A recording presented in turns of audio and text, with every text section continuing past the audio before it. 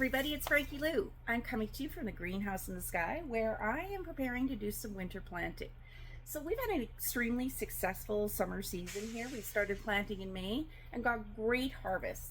Because we're hoping to maintain the temperature in here above 10 degrees throughout the winter with the geothermal energy that we're pumping up from down below and with the wonderful sunlight that we're catching with passive solar design as well, we're going to plant this winter. So I am going to prepare some beds, and one of the things that I do love doing, and it's always been one of my principles when I've been planting in the past, even in the zone 3 environment that I'm planting in outside, is returning some of the nourishment that has gone into the plants that have grown back to the soil.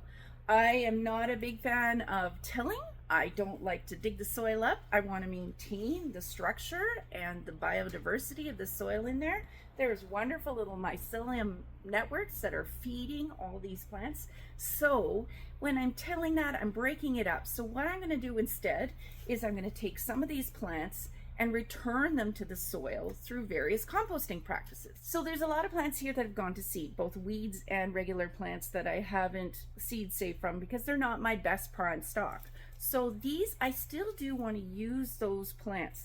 For those, I'm going to create a compost tea. I've been working through this garden today and I'm picking up stuff that has got seed on it.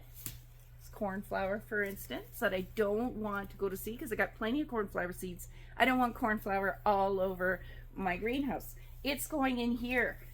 It's then going to go upstairs into a big bin once I have this filled, full of water, which I'm going to let it steep like a tea bag. It's nice, fibrous, and porous. Allows that water to work through there. That I will then dilute and use as a compost tea on my new plantings when I set to plant in about a week's time.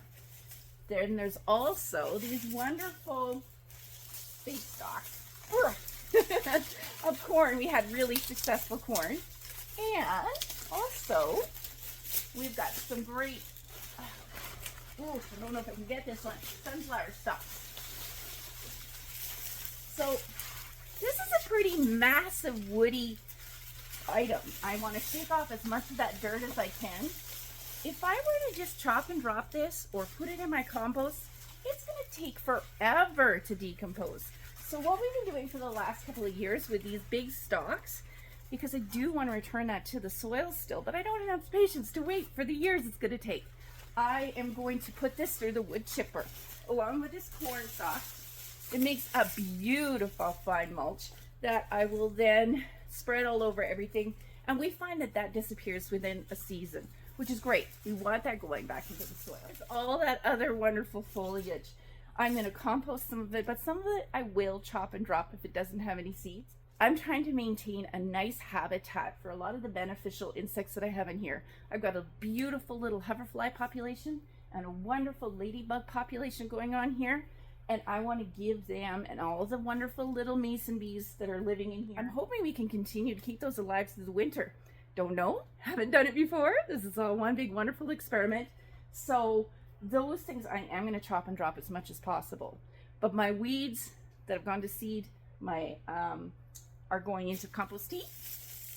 Okay. My big woody stalks are going to the wood chipper and then are going to be used as a mulch when it comes time to plant. And then I'm also going to have chop and drop and regular compost, because I do want to ensure that all that wonderful nutrition that went into growing these amazing plants which have fed us, I want to feed back to the soil. It seems silly to me to just get rid of that. My soil wants to have that back, okay? And so that's what I'm going to spend today doing, is working on these two beds, and hopefully I can show you some of that later as well. So I'm coming to you now from the upper floor of the greenhouse where I have got my compost tea bag ready. As you can see in here, there's lots of weeds. I've got clover, I've got amaranth and plantain, all sorts of stuff like that. Plus there's also in here a lot of the plants that I did plant intentionally, like radish and cornflower that have gone to seed, but I don't need that many seeds. So now I'm going to take this, it's several pounds worth, and I'm popping it in my blue bucket here. I'm going to put the lid on it, get the water going in here. I'm also, just for extra nutrients and also to get it percolating along a little better, I'm going to put some of my dirty duck water in here. That'll give it a boost and also add extra nutrients. Now let's go down and do some wood chipping.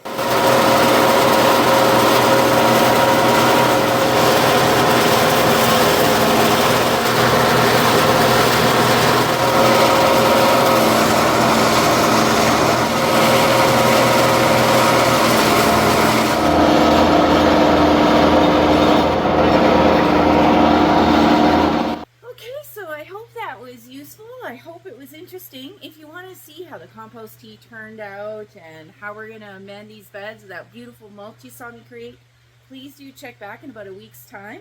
I can also then share some of the results of some of the experiments I've been doing on rooting squash. As always, ask lots of questions. I love hearing from you, and I hope you take this chance to grow together today. Have a good one.